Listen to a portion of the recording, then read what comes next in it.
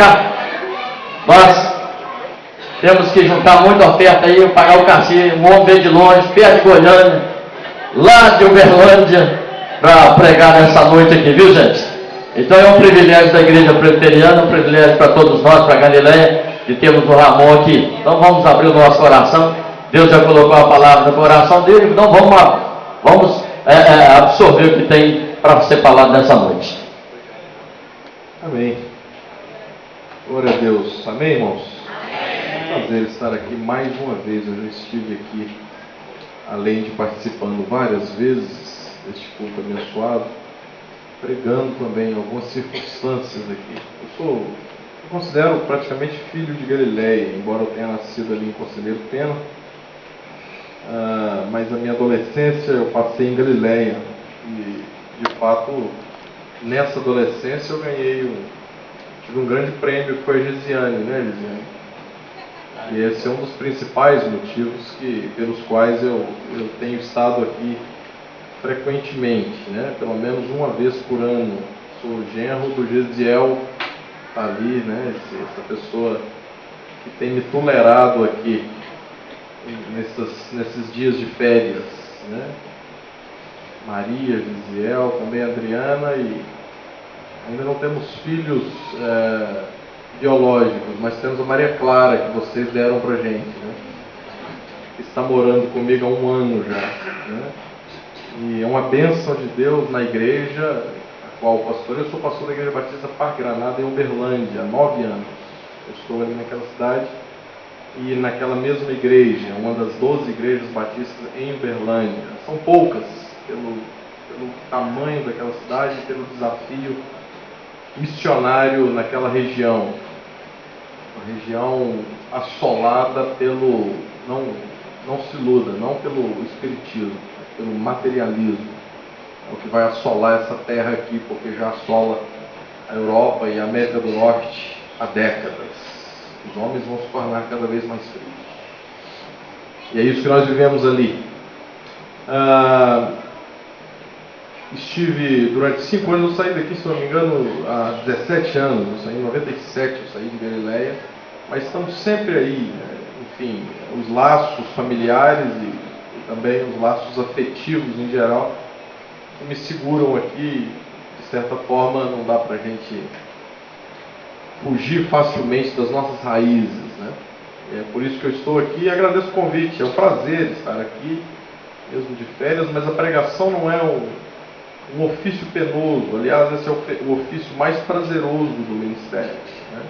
Acho que para um pregador é mais que isso. A pregação é uma vocação, é algo que está intrínseco no nosso propósito, no nosso ser, na nossa existência.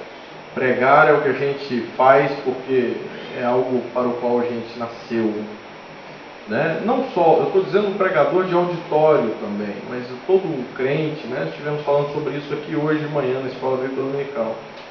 Deve ser uma testemunha de Deus, aquele que é um arauto de Deus, aquele que leva a mensagem de Deus onde está. É assim que tem que ser, né? Bom, eu gostaria de agradecer a oportunidade e, mais uma vez, né, a responsabilidade do pastor Hércules. Para mim, pastor é quem pastoreia. Aliás, para o Novo Testamento, não existe o título, existe só o verbo, né? Jesus disse para Pedro, não de maneira substantiva, mas de maneira verbal, pastoreia as mesmas vezes. Sendo assim, o pastor é o homem ou a mulher que pastoreia, né? Ainda que seja só a sua casa, mas se você faz isso com responsabilidade, seriedade bíblica e chamado bíblico, você está, de fato, executando essa função. Vamos ganhar o tempo aqui, vamos ler o texto bíblico em Lucas, capítulo 19, versículo 10 apenas. Vou pedir ao Israel que esteja lendo esse versículo, Lucas 19, 10. Lucas 19, 10, por favor, Israel, em alto, bom som. Leia esse verso para nós. Melhor ainda. 19, 10.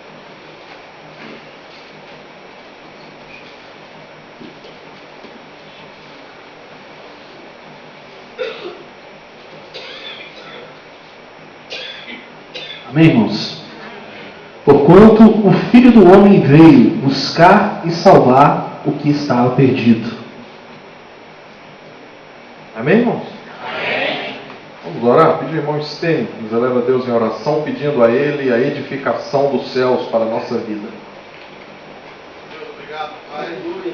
Estamos aqui diante da Tua palavra. Fala, Deus, aos nossos corações. Usa o teu servo, que ele seja apenas um instrumento nas Tuas mãos. Venha falar aos nossos corações, que é a nossa oração, em nome de Jesus. Amém. Podeis assentar.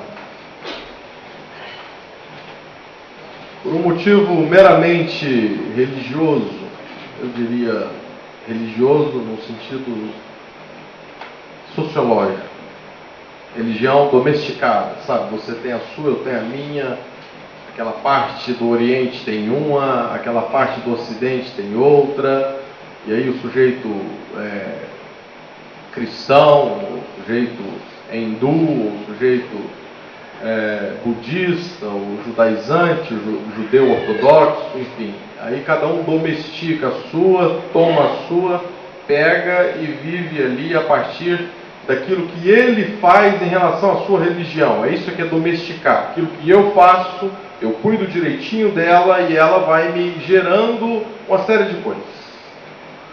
Essa é uma análise sociológica da religião. E por um motivo assim, de eu tenho a minha, você tem a sua, a minha é melhor do que a sua, vem cá que eu vou te convencer que a minha é melhor do que a sua, nós cristãos formulamos a ideia de que pecado é tão somente uma prática hedionda. Sabe o que é isso? Algo pavoroso. Aqueles que mataram na madrugada uma moça. Nossa, como o sujeito pode fazer uma coisa dessa? Isso é pecado, isso é maldade. Sendo assim, a palavra perdido, conforme lemos aqui no texto, ela fica restrita aos depravados e imundos. Gente imunda, gente depravada, gente que é viciada, gente que é aprisionada por algo que ele não se liberta, gente que faz coisas absolutamente diferentes, esquisitas em relação às convenções sociais, ao nosso modo de ser. Eu quero que, com muita sinceridade, você verifique o quanto uma pequena lista que eu vou ler tem a ver com o seu modo de funcionar. Pense nisso. Esqueça, ninguém sabe, ninguém consegue sondar no seu nosso Deus o seu pensamento. Por isso, pense livre agora. Pense nisso.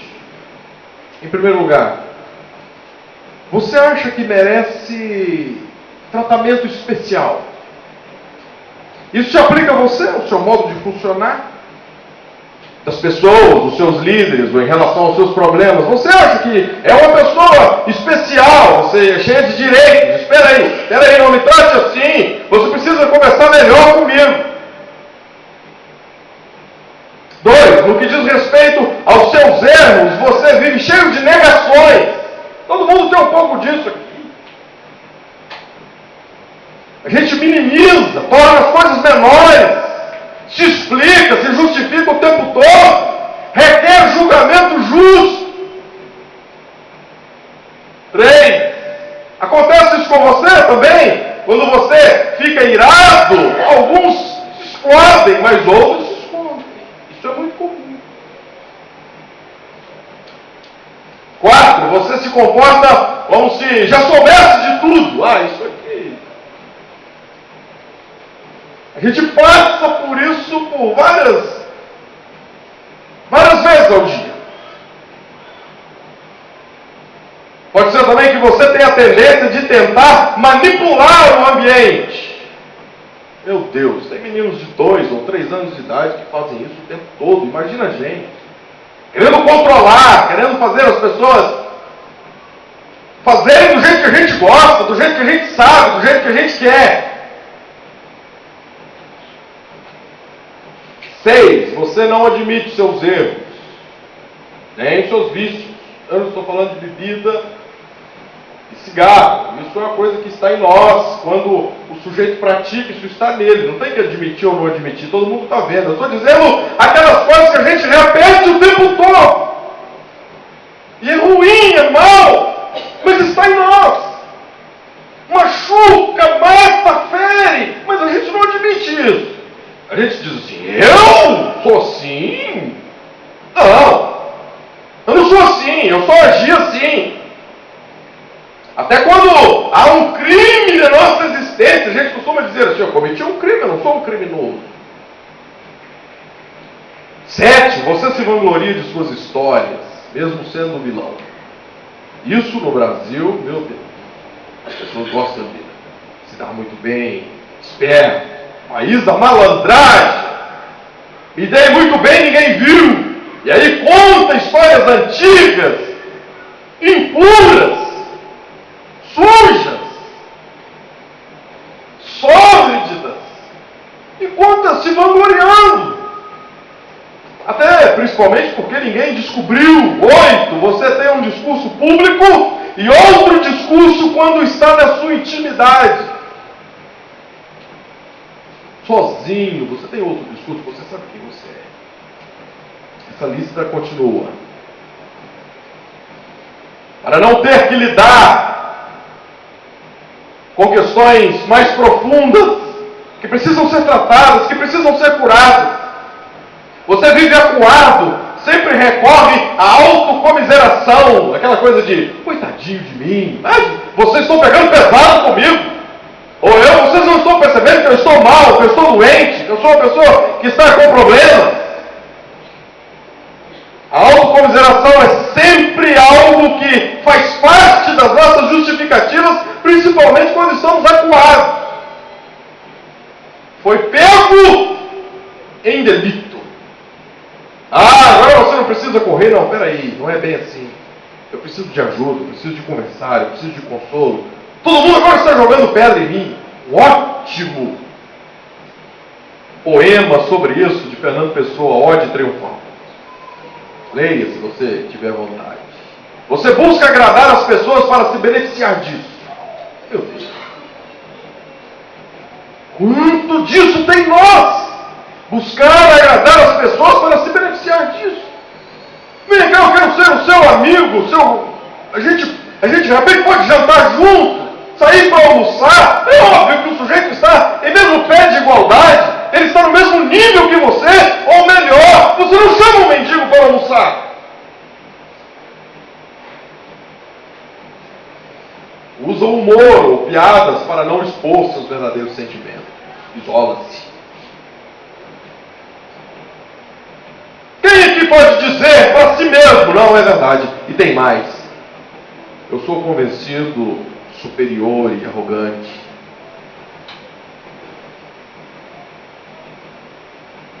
Eu estou dizendo nos mínimos detalhes. Eu estou dizendo quando você, ou quando alguém aparece dizendo que sabe a mesma coisa que você, ou mais que você. Eu sou convencido. Não é simples assim, peraí, vamos conversar, esse negócio, você não tem toda a razão. Eu uso a culpa e a acusação contra os outros o tempo todo. Sou rebelde. Rebato de modo categórico qualquer confronto que se refira aos meus erros. Isso aqui é impressionante, principalmente da parte daquelas pessoas, sabe? Eu gosto, com toda sinceridade, eu gosto de pessoas que falam aquilo que vem na boca. Eu gosto. Elas me deixam absolutamente à vontade, livre. O que eu não gosto é das pessoas que falam aquilo que vem na boca, mas não gostam de ouvir absolutamente nada. Eu não gosto dessas pessoas, de ficar perto delas. Eu já estou confessando um erro. Eu não gosto dessas pessoas. Ei, você gosta de falar tudo, mas não gosta de ouvir? Não, por favor, sente aí.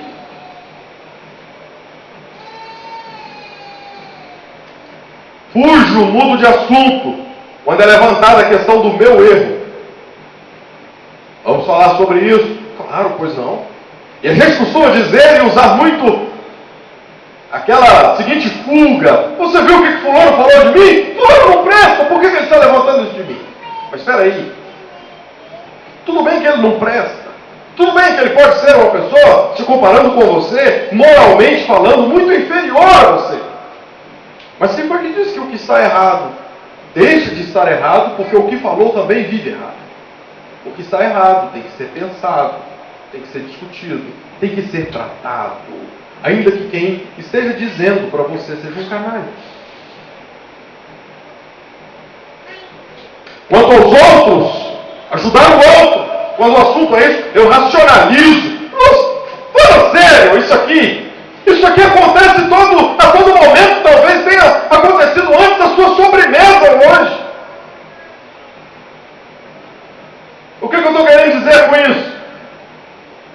Sempre eu acho que é possível viver de um modo diferente, em vez de amar. Não, fulano, não adianta ajudar, papai. O senhor está querendo ajudar fulano? Não adianta ajudar. Esse cara não presta, ele não vale nada, ele não gosta de trabalhar. Peraí, mas o fulano está com fome. Tudo bem que ele é um preguiçoso, mas preguiçosos também comem. Não, aí eu racionalizo, eu acho que o negócio não é bem por aí. Meu cansaço e esgotamento sempre me dão razão para recusar atender os necessitados. Eu estou cansado, trabalhei o dia inteiro. Como é que o cara me liga às 3 da manhã?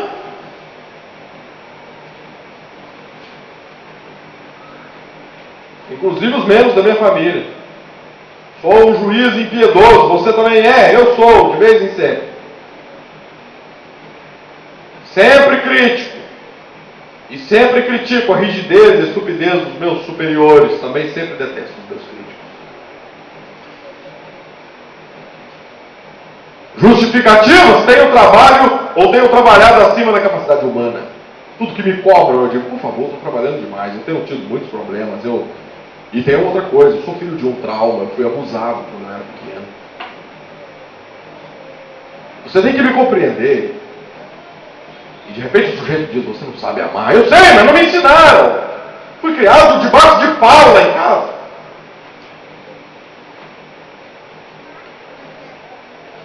Sou zombador. Você admite isso? Não levo os outros a sério. Só me exponho se for com autodepreciação, para dar a impressão de que sou humilde. Quando eu me exponho é porque não tem jeito mais, e aí eu dou uma diminuída, falsa modéstia, eu me jogo lá embaixo, para o sujeito ficar pensando que eu sou humilde. Até quando eu quero ser humilde, eu peco. E até quando aparentemente eu estou sendo humilde, eu peco. E por fim, mentiroso. Mentiroso eu não sou, você pode dizer assim. Nem de vez em quando. Mentira eu não gosto, mentira eu não falo. Mas que tipo de adjetivo cabe para os que funcionam com o mínimo dos artifícios daquele estado? É mentiroso. Sabe por que eu trouxe essa lista imensa? Eu disse que era pequena, mas depois eu mesmo percebi que não era tão pequena. Essa é uma lista de um alcoólatra.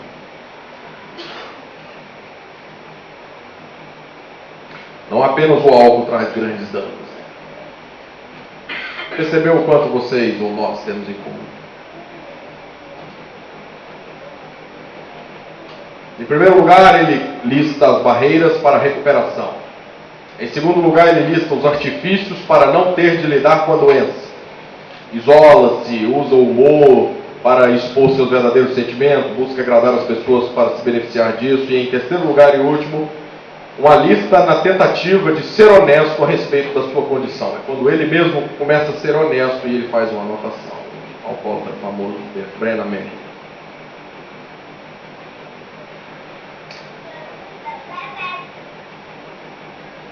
Essa é a questão. O pecado não é só aquilo que é hediondo, gente. Essa é uma lista de pecados que nós compartilhamos e temos tanta semelhança quanto a uma pessoa que está terrivelmente envolvida numa droga terrível, ilícita. Phil Anderson, no livro Quebrando as Regras, ele escreveu: minha maior esperança é que todos nós, olha isso, minha maior esperança é que todos nós paremos de enganar os outros, dando a aparência de termos tudo sob controle. Como pessoas que vivem em íntima comunhão com Deus, temos de nos tornar mais conhecidos pelo que somos de fato. Talvez uma boa maneira de começar consista em dizer ao mundo, antes que ele descubra por conta própria, repito isso, talvez uma boa maneira de começar a ser sincero, consista em dizer ao mundo, antes que ele descubra por conta própria, que não somos tão ruins quanto ele imagina. piores. Pelo menos eu tenho a consciência de que sou o pior, disse Phil Anderson. Sejamos honestos, por mais que um pregador qualquer nos acuse de ser mesquinhos e de criticar asperamente o próximo, ele termina: isso nem de longe se compara às coisas mais asquerosas, mais odiosas e mais degradantes que já passaram pela minha cabeça quando penso em um próximo em particular. Para cada irmão ou irmã cujo fracasso moral foi exposto, há um fracasso meu que não veio à tona. Ou não é assim? Ou nunca foi assim? Só se você não se encaixa na lista dos perdidos, os quais Jesus veio buscar. O apóstolo Paulo se apresentou como vaso de barro. Sabe o que é isso? Se você sabe o que é isso, é um recipiente descartável feito de sujeira cozida.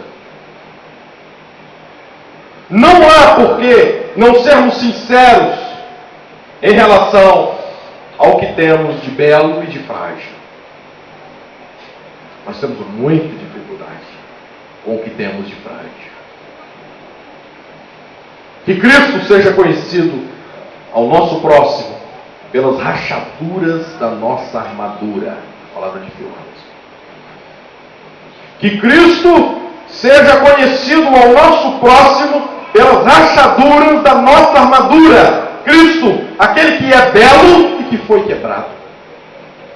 Por que temos tanto medo de expormos as nossas fragilidades?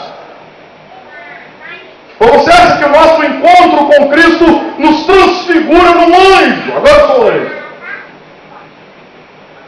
A justificação pela graça significa que nosso relacionamento com Deus foi consertado. Mas isso não quer dizer que nos tornamos o que equivale a um paciente sedado em cima de uma mesa. Somos pessoas, seres humanos. Sentir-se amargurado, deprimido, solitário, fracassado, desencorajado, esmagado pela culpa e por isso desviar o olhar de Cristo acontece. Acontece no caminho, seja sincero. O que não pode durar, o que precisa ser curado em nós, é uma vida armada com argumentos que defendem o indefensável. Isso precisa mudar em nós. Todo momento se defendendo, rebatendo, fugindo de pessoas que querem expor o que de fato estão vendo em nós como sendo algo sórdido, algo sujo, algo difícil de lidar, algo difícil de conviver. Meu Deus, maridos e esposas têm dificuldade tremenda de viver isso e passam 50 anos juntos, fugindo um do outro. Tanto que o termo discutir a relação virou sinônimo de chacota e brincadeira. Principalmente pela mídia humorística. O que não pode durar em nós é uma vida protegida, até mesmo de ser tocada. A gente fica se protegendo. Uma vida que está protegida de ser tocada virá a ser quebrada ou quebrantada. O que não pode durar, o que tem que ser curado em nós é uma vida eternamente rebelde, áspera, intratável. As pessoas têm livre acesso a mim para conversar sobre o que elas quiserem. E nós precisamos periodicamente assumir que o que vem do outro pode não ser confortável, mas é o bom, é o bem, realiza o bem em nós.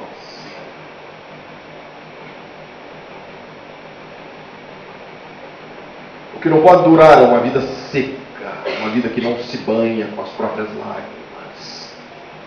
O sujeito que sempre bate poeira e diz: eu vou reverter, eu vou mudar, eu vou pisar nos meus inimigos. O que não pode durar é a gente viver eternamente o fariseu puro sangue que se transfere, ou que transfere a culpa, e não encerra nunca o legalismo que fomenta a nossa autojustificação, o tempo todo a gente se justificando. Tem gente muito pior que eu. Ai de você, se não fosse as coisas que eu fiz, olha as listas de serviços prestados a você. Constantemente a gente está dizendo isso. Para pastores, né, pastor? As pessoas costumam dizer assim, olha o que eu fiz por essa igreja. Eu digo, e daí? Isso não vem ao caso. Não é disso que nós estamos tratando. Isso não pode durar. Um homem, uma mulher, que só apalpa sempre o próprio umbigo, que só vê a possibilidade do lucro, do benefício, a vida inteira, só pensando em ganhar. Nunca tendo tempo para nem questões mínimas existenciais da nossa vida. O que não pode durar é a construção e a manutenção de cofres para guardar a sujeira que a gente não cessa de produzir.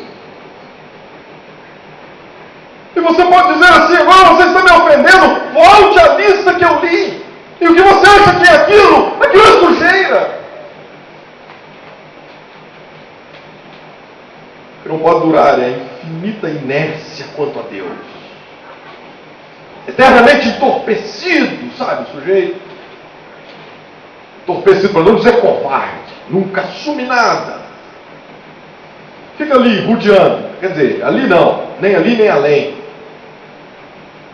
Fazendo Pedro, naquele momento da crucificação, que antecedeu a crucificação de Pedro, de Jesus, Pedro está ali rodeando. Percebam que nenhum dos discípulos estavam ali. Pedro estava. Covarde. Muito pior do que os que fugiram, porque ele nem fugiu para dizer assim, pelo menos eu não fugi, mas também não esteve ali para dizer, eu morri com ele. Não, o cara fica administrando, gerindo covardia. Não, quero um pouquinho, me dá só um pouquinho, na hora que o negócio aperta, o sujeito tira a mão. Não, o negócio aqui é ficar numa distância segura em relação a Deus. Não estou mal, não estou lá, mas também não estou aqui. Esse é o pior lugar.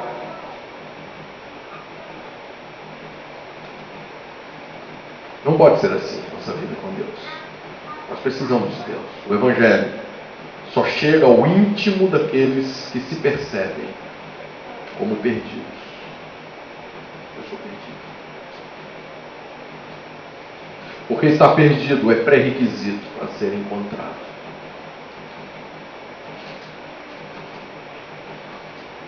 A salvação começa quando se toma consciência em fé da nossa total impotência humana. Eu não consigo.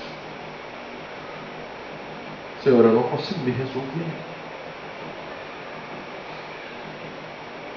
Eu não consigo passar para o lado de lá. Falei sobre isso semana passada na Igreja Batista. Parecendo um cavalo tentando passar pelo buraco de uma fechadura, o que no texto bíblico é um camelo tentando passar pelo buraco de uma agulha. Eu não consigo. E olha que eu achei que eu estava bem, porque eu sou uma pessoa bem resolvida, Deus tem cuidado de mim. Por que Deus está cuidando de você? Porque eu estou bem financeiramente. Só isso não tem nada a ver. Você está mal. Quem está progredindo na vida tem que ter cuidado dobrado. Aliás, já estava lá registrado no Cântico de Maria que Jesus encheria de bens os famintos e despediria vazios os ricos.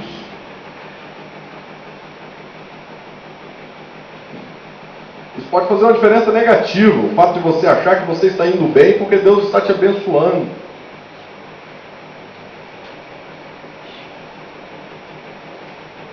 Ninguém é salvo, a menos que se perceba perdido. Na teologia nós chamamos isso de metanoia, arrependimento. Ninguém é salvo, a menos que se perceba perdido. Sabe quando o sujeito estende a mão e diz, eu não consigo mais, eu estou abandonado. Só há salvação a partir da consciência dessa impossibilidade. Deus opera a salvação em favor dos que se cansaram e se desistiram ou desistiram de se salvarem por si mesmos.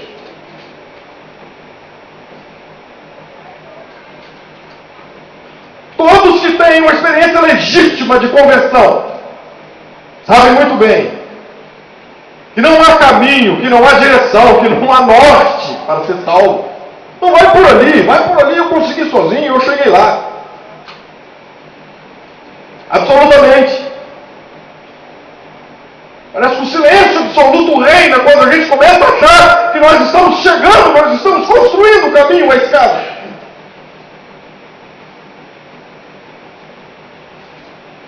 Tem num texto brilhante, o famoso escritor nova-iorquino Robert Farrar Capon, ele disse, olha isso, Robert Farrar Capon, em Jesus, Deus pendurou um aviso com os dizeres, fui pescar. Estou terminando. Em Jesus, Deus pendurou um aviso com os dizeres, fui pescar. Isso pode parecer vulgar e de péssimo gosto, mas é boa nova, é boa notícia. Sabe por quê? Porque isso quer dizer, só sobrou você e Jesus para acertar as questões eternas. Não, mas eu quero falar com Deus. Não, Deus você não acha, Ele não está aí. Você precisa de Jesus para intermédio desse negócio aí. Só você e Jesus. E sabe o que Jesus tem a dizer para você? Eu te amo apesar de você. Jesus me ama apesar de mim. Apesar daquela lista. Ele me ama apesar do meu egoísmo, apesar da minha vacilação constante. Ele me ama apesar dos meus ímpetos. Ele me ama apesar da minha pouca coragem de assumir questões imensas. Ele me ama apesar da minha inclinação para o mal, constante inclinação para o mal. Ele me ama apesar da minha constante fuga.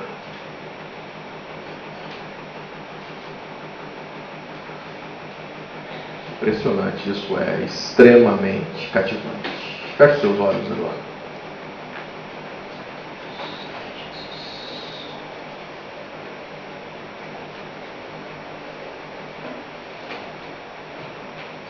Isso é extremamente cativante. Sabe por quê?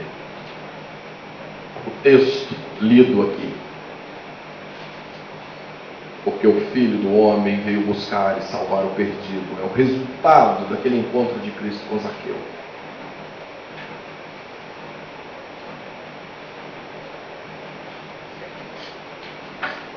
Meu Deus, a gente vê claramente ali que Jesus não busca perfeição em você.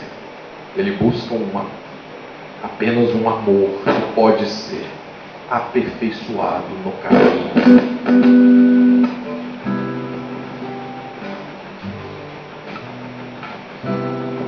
Você pode dizer, mas eu não sei, eu acho que eu aprendi absolutamente diferente. Eu estou pregando aqui o Evangelho da Graça de Deus.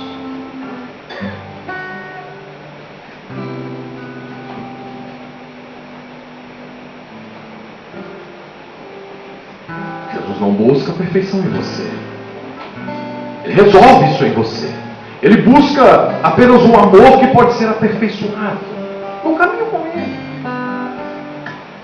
Impressionante, João, o discípulo amado, a quem Jesus amava, e isso está nítido, ele terminou a vida com esse título. Ele termina a sua primeira carta com a seguinte expressão: filhinhos, guardem-se dos ídolos. Por que eu estou inserindo isso aqui? Em outras palavras, fique longe de qualquer Deus que vocês consigam compreender. Porque esse amor não pode ser compreendido. Filhinhos, guardem-se dos ídolos. Um Deus que você pode compreender, guarde-se dele. Isso é religião. Exatamente esse amor, você pode dizer, por que, Senhor, o Senhor me ama assim? Porque o Senhor me ama apesar de mim, o Senhor sabe perfeitamente quem eu sou. O Senhor sabe dos detalhes da minha existência. Você sabe Senhor sabe o que passa pela minha cabeça nas minhas melhores orações. O Senhor sabe que eu só penso em mim. O Senhor sabe que eu só te quero quando eu te quero como um garçom cósmico, eterno. Que bom, o Senhor pode me servir. E aí eu só oro, eu só melhoro em oração. Tem culto de oração. Eu só venho, eu só participo. As pessoas acham que eu quero orar, mas na verdade o Senhor sabe muito bem que eu quero resolver o meu embaraço imenso. Na melhor das intenções, eu sou todo pecado. E essa mensagem é: por quê? Jesus me ama sim, apesar de mim.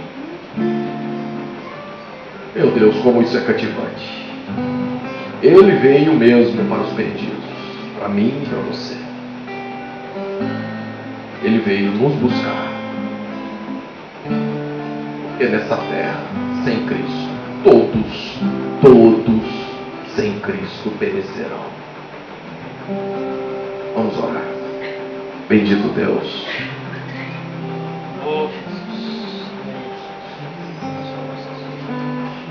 Nós não conseguimos entender, ó Pai, por que tanto amor.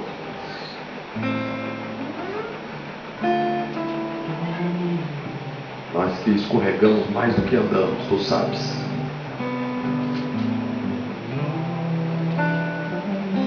O Senhor sabe que nas melhores das intenções, Senhor Deus, nós estamos errando o tempo todo. Se ferindo pessoas, afastando pessoas, fazendo juízo de pessoas. O Senhor sabe que o melhor que nós produzimos parece que sai contaminado na fonte. O Senhor conhece o nosso coração, o Senhor sabe a nossa disposição, mesmo quando somos bons cidadãos. O Senhor sabe mesmo quando nós somos pessoas disciplinadas.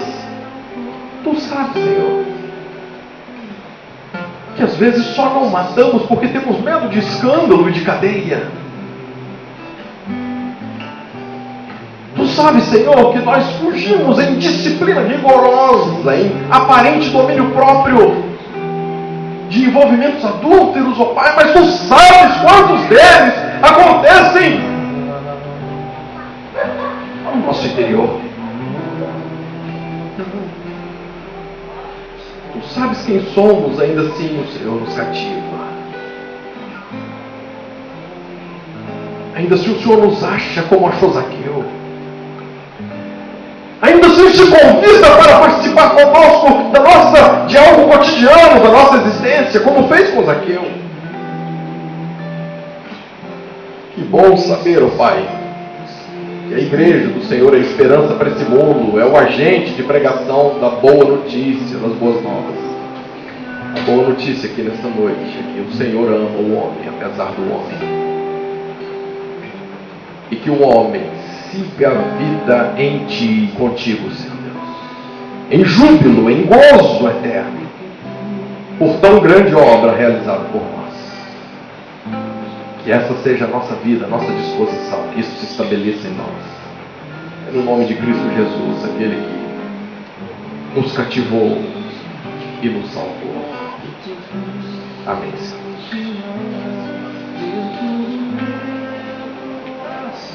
Obrigado, pastor.